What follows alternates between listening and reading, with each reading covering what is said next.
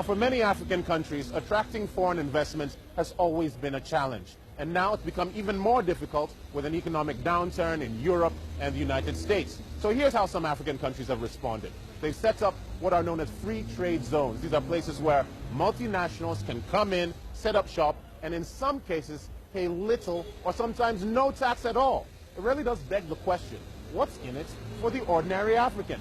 Mark Edo has been checking up on that in Nigeria, Africa's most populous nation.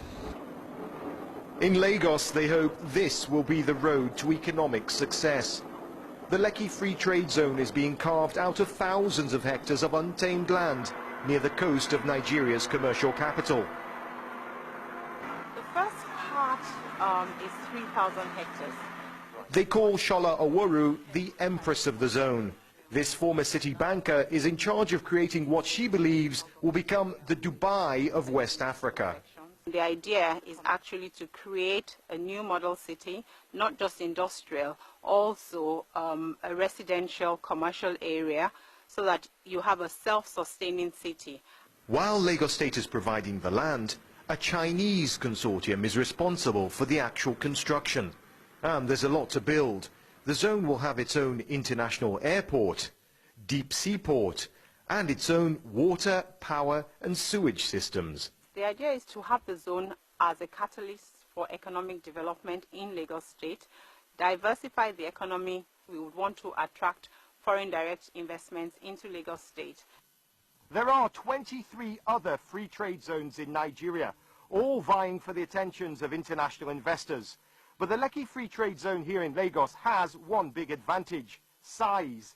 At 16,500 hectares, it could become the biggest in Africa, 4 times the size of Manhattan in New York. Foreign companies are promised 100% ownership of their investments, and they'll be free to bring their workers in and take their profits out. The zone will be tax-free. Sounds good for the companies, but is it good for the country? The governor of Lagos State, Babatunde Fashola, says yes.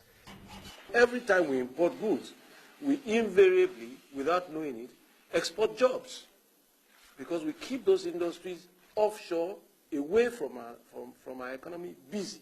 And we can win by that by keeping the jobs here on our land. There's a race to build free trade zones across the continent. One economist says it's because African countries realize they must open up their markets quickly. The truth is that the nation as a whole and the markets as a whole have come to accept that they must move in the direction of free trade. Because one, it opens up their markets, so investment flows come in. 2, it makes their domestic industries more competitive. That's the hope for the Lekki Free Trade Zone. But back at the zone, Shola Oworu can't dwell on what might be. She's got a new model city to build. Mark Edo, Africa Business Report, Lagos, Nigeria. That ends part 1 of Africa Business Report. Stay